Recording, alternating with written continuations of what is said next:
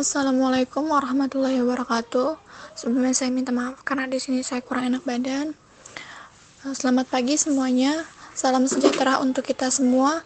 Puji serta syukur kehadirat Tuhan Yang Maha Esa yang telah memberikan kita berbagai macam nikmat, diantaranya yakni nikmat iman, ihsan, serta sehat walafiat sehingga kita dapat mengikuti kelas perkuliahan pada pagi hari ini. Kepada yang terhormat Ibu Catur Yoga Prameswari, MPD, selaku dosen pengampu mata kuliah teori belajar bahasa, dan teman-teman sekalian yang saya banggakan.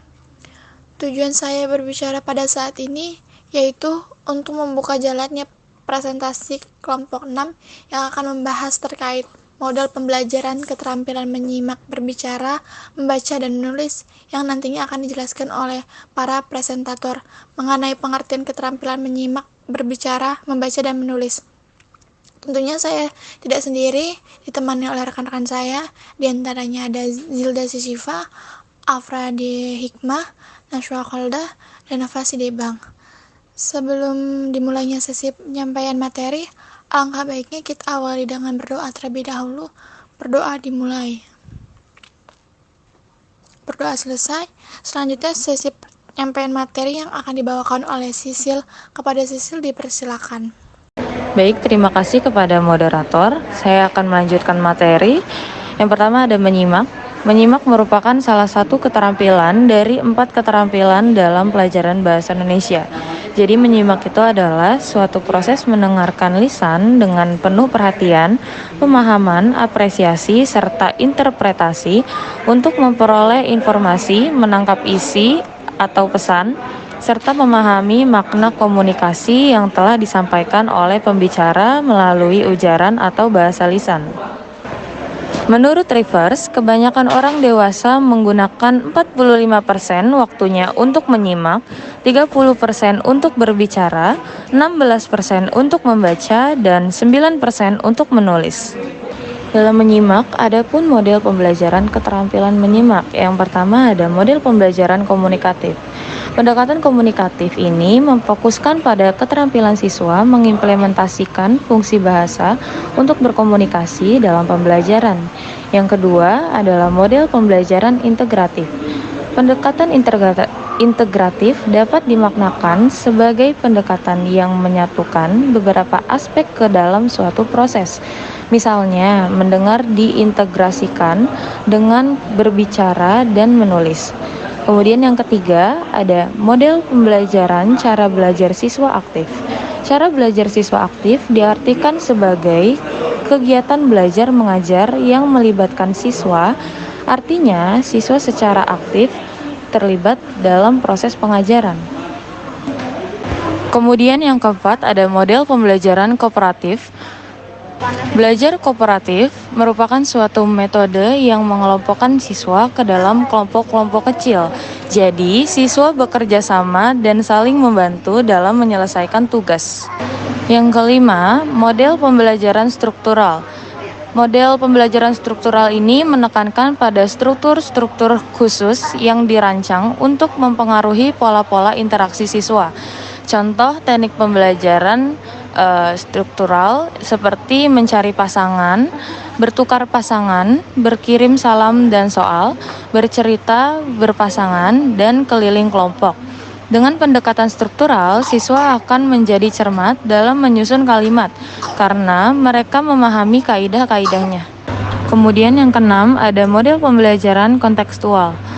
Model pembelajaran kontekstual ini adalah konsep belajar yang membantu guru mengkaitkan antara materi yang diajarkannya dengan situasi dunia nyata siswa dan mendorong siswa membuat hubungan antara pengetahuan yang dimilikinya dengan penerapan dalam kehidupan sehari-hari. Lalu yang kedua ada berbicara. Keterampilan berbicara ini adalah salah satu keterampilan berbahasa sebagai kemampuan mengucapkan bunyi-bunyi artikulasi atau kata-kata untuk mengekspresikan, menyatakan, serta mengungkapkan pendapat atau pikiran dan perasaan kepada seseorang atau kelompok secara lisan. Salah satu solusi yang digunakan untuk meningkatkan keterampilan berbicara siswa adalah dengan model pembelajaran kooperatif script. Penggunaan model pembelajaran tersebut mampu mewujudkan situasi pembelajaran yang kondusif, aktif, kreatif, efektif, dan menyenangkan. Kemudian yang ketiga ada membaca. Membaca ini merupakan salah satu keterampilan berbahasa yang berperan penting bagi kehidupan seseorang sebagai sarana komunikasi serta informasi dalam rangka pengembangan pengetahuan. Membaca juga merupakan suatu kegiatan berbahasa yang bertujuan memperoleh atau memahami informasi dari bahan bacaan. Adapun model pembelajaran keterampilan membaca. Yang pertama ada DRTA atau DRTA, yaitu Directed Reading Thinking Activity. DRTA ini merupakan strategi pengajaran yang dirancang untuk memberikan pengalaman kepada anak dalam memprediksi apa yang akan dikatakan oleh penulis. Membaca teks untuk mengonfirmasi atau meninjau kembali prediksi dan mengelaborasi respon. Kemudian model pembelajaran yang kedua ada PQRS atau PQRS, yaitu Preview, Question, Read, Summarize. Pada dasarnya, strategi PQRS itu hanya sederhana, rencana tindakan langkah demi langkah yang mungkin dipakai anak ketika dihadapkan pada tugas membaca. Langkah-langkah itu dapat dikemukakan dengan meninjau, mempertanyakan, membaca, dan meringkas. Kemudian yang keempat ada menulis. Menulis adalah sebuah kegiatan yang menuangkan pikiran, gagasan, dan perasaan seseorang yang diungkapkan dalam bentuk sebuah tulisan. Adapun model pembelajaran keterampilan menulis. Yang pertama, ada model pembelajaran komunikatif. Komunikatif merupakan pendekatan yang memfokuskan pada keterampilan peserta didik yang mengimplementasikan fungsi bahasa untuk berkomunikasi dalam pembelajaran. Yang kedua, ada model pembelajaran integratif. Metode ini menekankan pada keterpaduan 4 aspek keterampilan berbahasa, yaitu menyimak, berbicara, membaca, dan menulis dalam pembelajaran. Kemudian yang ketiga, ada model pembelajaran keterampilan proses. Model pembelajaran keterampilan proses ini memfokuskan keterampilan peserta didik dalam mengamati, mengklasifikasi, menginterpretasi, dan mengkomunikasikan. Kemudian yang terakhir ada model pembelajaran tematis. Model pembelajaran tematis ini menekankan pada tema pembelajaran sebagai pemandu dalam pembelajaran. Selanjutnya akan dijelaskan oleh presentator kedua, yaitu Nova Damayanti Sidebang. Disilahkan. Terima kasih. Baik, terima kasih. Di sini saya akan melanjutkan materi selanjutnya, yaitu hubungan atau keterkaitan antar keterampilan berbahasa. Yang pertama ada hubungan antara keterampilan menyimak dan berbicara. Berikut gambarannya.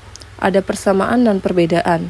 Menurut Brooks 1964 halaman 134, menyimak dan membaca mempunyai persamaan.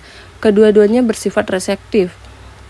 Perbedaannya, menyimak menerima informasi dari sumber tertulis, dengan perkataan lain menyimak menerima informasi dari kegiatan berbicara.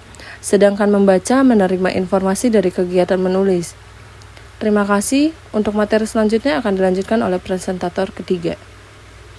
Baik, terima kasih. Di sini saya akan melanjutkan tentang hubungan keterampilan berbicara dan membaca. Hubungan berbicara dengan membaca. Keterampilan membaca sangat mendukung keterampilan seseorang dalam berbicara. Semakin banyak seseorang membaca, semakin banyak informasi yang didapatnya dan biasanya akan lebih mudah dan terampil menyampaikan informasi yang diketahuinya. Keterampilan tersebut mencakup ujaran yang jelas dan lancar, kosakata yang luas dan beraneka ragam, penggunaan kalimat-kalimat lengkap, sempurna bila, perbedaan pendengaran yang tepat, dan kemampuan mengikuti serta menelusuri perkembangan urutan suatu cerita atau menghubungkan kejadian-kejadian dalam urutan yang wajar serta logis. Aneka hubungan antar bidang kegiatan lisan dan membaca telah dapat kita ketahui dalam beberapa penelitian. Antara lain, yang pertama ada performa atau penampilan membaca berbeda sekali dengan kecakapan berbahasa lisan. Yang kedua, pola-pola ujaran orang yang tuna aksara atau buta huruf mungkin sekali mengganggu pelajaran membaca bagi anak. Yang ketiga, ujaran membentuk suatu dasar bagi pelajaran membaca bagi anak-anak yang lebih tinggi kelasnya turut membantu meningkatkan lisan mereka. Yang keempat, kosakata khusus mengenai bahan bacaan haruslah diajarkan secara langsung Andai kata muncul kata-kata baru dalam buku bacaan siswa, hendaklah sang guru diskusikannya dengan siswa agar mereka memahami maknanya sebelum mereka mulai membacanya. Materi selanjutnya akan dibacakan oleh presentator keempat.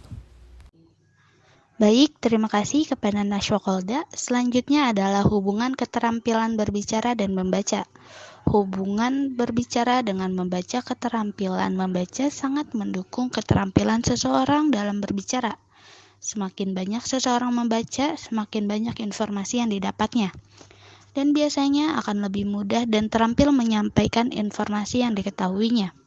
Keterampilan tersebut mencakup ujaran yang jelas dan lancar, kosakata yang luas dan beraneka ragam, penggunaan kalimat-kalimat lengkap serta sempurna, bila perbedaan pendengaran yang tepat, dan kemampuan mengikuti serta menelusuri perkembangan urutan suatu cerita dan menghubungkan kejadian-kejadian dalam urutan yang wajar serta logis. Adapun hubungan keterampilan berbicara dan membaca, yaitu adalah yang pertama, performa atau penampilan membaca berbeda sekali dengan kecakapan berbahasa lisan. Yang kedua, pola-pola ujaran orang yang tuna aksara atau buta huruf mungkin sekali mengganggu pelajaran membaca bagi anak. Yang ketiga, kalau pada tahun-tahun permulaan sekolah, ujaran membentuk suatu dasar bagi pelajaran membaca. Bagi anak-anak yang lebih tinggi kelasnya, turut membantu meningkatkan lisan mereka. Yang terakhir, kosakata khusus mengenai bahan bacaan haruslah diajarkan secara langsung. Andai kata muncul kata-kata dalam buku bacaan siswa, hendaklah sang guru mengedukasikannya dengan siswa agar mereka memahami maknanya sebelum mereka mulai membacanya. Terima kasih, saya kembalikan kepada moderator. Dipersilakan. Baik, terima kasih para presentator yang telah menyampaikan materinya. Selanjutnya saya akan membacakan kesimpulan. Kesimpulannya, dalam berbahasa ada 4 keterampilan utama, yaitu keterampilan menyimak, berbicara, membaca, dan menulis. Pada umumnya, keempat keterampilan tersebut berkembang secara berurutan. 4 keterampilan bahasa itu saling mendukung antara satu dengan yang lainnya. Dalam suatu aktivitas berbahasa, bisa saja melibatkan beberapa keterampilan berbahasa. Peningkatan kemampuan pada satu jenis keterampilan akan mendukung keterampilan bahasa lainnya. Dengan demikian, apabila ingin memiliki keterampilan berbahasa yang baik, maka tidak bisa mengabaikan salah satu dari keempat keterampilan tersebut. Kurang lebihnya mohon maaf. Assalamualaikum warahmatullahi wabarakatuh.